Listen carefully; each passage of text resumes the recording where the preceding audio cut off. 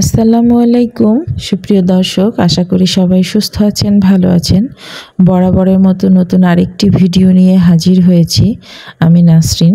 তো যে যেখান থেকে আজকের ভিডিওটি দেখছেন সবাইকে জানাচ্ছি আন্তরিক শুভেচ্ছা। আশা করি সবাই ভিডিও দেখার শুরুতেই একটা লাইক দিবেন এবং যারা আমার চ্যানেলে নতুন আছেন অবশ্যই সাবস্ক্রাইব করে নেবেন। সুজি দিয়ে তৈরি করা খুব হেলদি একটা নাস্তা রেসিপি আপনাদের সঙ্গে শেয়ার করব। খুব সহজেই আপনি এটা তৈরি করতে পারবেন এবং এটা তৈরি করার পরে কিন্তু এটা খেলে আপনার পেট কিন্তু একেবারেই ভরে যাবে। শুরুতেই পানি নিয়েছি, 2 কাপ পরিমাণ পানি নিয়েছি, সেই সাথে দিয়েছি স্বাদমতো লবণ, 1 চামচ চিলি ফ্লেক্স এবং 1 চামচ ধনিয়া পাতা কুচি। পানিটা বলক আসা পর্যন্ত অপেক্ষা করব এবং এটা খুব ভালোভাবে বলক এসে গেলে আমি এখানে 1 কাপ পরিমাণ সুজি ব্যবহার করেছি, অর্থাৎ 2 কাপ পানির জন্য 1 কাপ পরিমাণ সুজি। সঠিক মেজারমেন্টটা আপনাদেরকে বলে দিলাম। এরপর খুব ভালোভাবে এটা মিশিয়ে আপনি সিদ্ধ করে নেবেন যতক্ষণ পর্যন্ত আপনি হাতে উঠিয়ে একটু গোল করে দেখবেন যে এটা ঠিকভাবে গোল হচ্ছে কিনা। ঠিক এরকম সময় পর্যন্ত আপনি ভালোভাবে চুলার ভিতরে নাড়াচাড়া করে এটাকে নামিয়ে নেবেন। এটাকে নামিয়ে এক সাইডে ঠান্ডা করে রাখতে দিয়েছি। আর আমি এখন এটার সুজিটার ভেতরে একটা স্টাফিং দিব, সেটা রেডি করব। প্রথমে একটা কড়াইতে আমি দিয়ে দিলাম সামান্য পরিমাণ সয়াবিন তেল, দিয়েছি একটু সরিষা এবং একটু জিরা, এটা ফোড়ন দিয়েছি। খুব সুন্দর একটা ফ্লেভার আপনার নাকে আসলে তখন আপনি পেঁয়াজ দিয়ে দিবেন। পেঁয়াজ কুচিটা দিয়ে আমি একটু সময় নিব পেঁয়াজটা নরম হয়ে আসা পর্যন্ত। খুব বেশি লাল করে ভাজার প্রয়োজন নেই, পেঁয়াজটা রস ছেড়ে দিয়ে একটু নরম হয়ে আসা পর্যন্ত ভেজে নিলেই হবে। পেঁয়াজটা ভালোভাবে নেড়েচেড়ে নরম হয়ে আসলে দিয়ে দিয়েছি টমেটো কুচি। এখানে আমি একটা টমেটো কুচি ব্যবহার করেছি, বড় সাইজের। টমেটো কুচি দেওয়ার পরে স্বাদমতো লবণ দিয়ে দিয়েছি। লবণটা দেওয়ার কারণে কিন্তু খুব দ্রুত টমেটোটা সিদ্ধ হয়ে যাবে, নরম হয়ে যাবে। এবং এই পর্যায়ে দিয়ে দিয়েছি স্বাদমতো 1 চা চামচ পরিমাণ কাঁচামরিচ কুচি।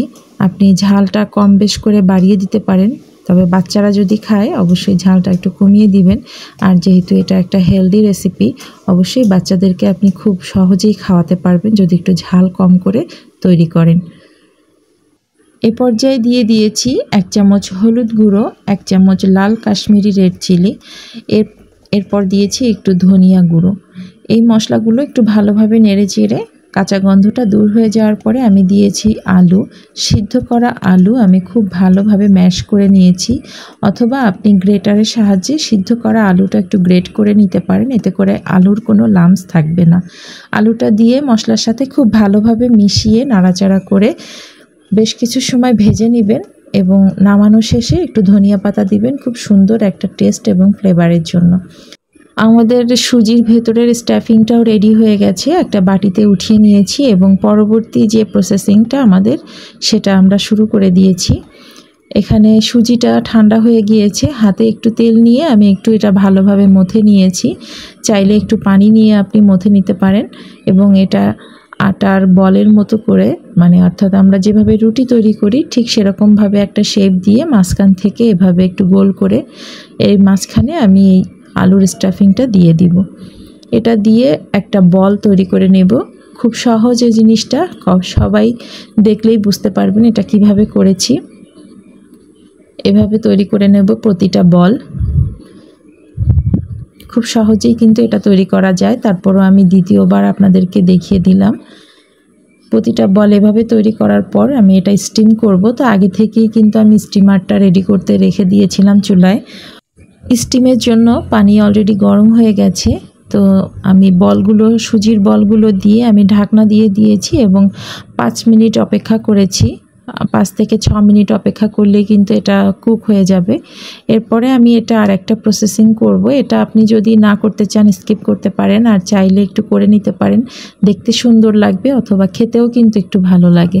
তো সামান্য একটু তেল দিয়েছি, দেখতে পেয়েছেন, সামান্য একটু সরিষা দিয়েছি এবং কাশ্মীরি রেড চিলিটা দিয়েছি সামান্য, দিয়ে আমি এই বলগুলো এখানে একটু সটে করে নিব।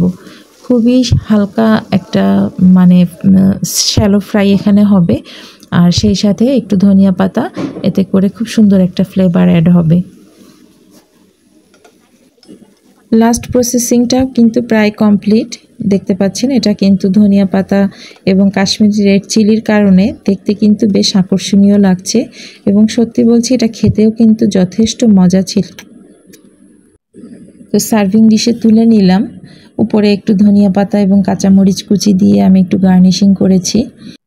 এই রেসিপিটা সত্যি খুবই হেলদি একটা রেসিপি।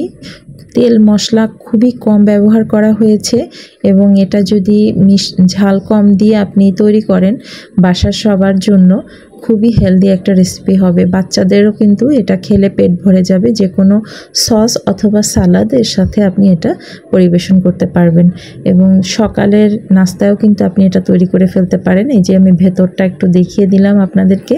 তো আশা করি ভিডিওটি সবার ভালো লেগেছে, আর ভালো লাগলে অবশ্যই বরাবরের মতন আবারও রিকোয়েস্ট করছি চ্যানেলের সঙ্গেই থাকবেন, একটা সাবস্ক্রাইব করবেন, লাইক করবেন এবং আপনার সুন্দর মতামতটি আমাকে জানিয়ে যাবেন। পরবর্তী নতুন ভিডিওতে আপনাদের সবাইকে স্বাগত জানাচ্ছি। সবাই সুস্থ থাকবেন, ভালো থাকবেন। আজ এ পর্যন্তই। আল্লাহ হাফেজ।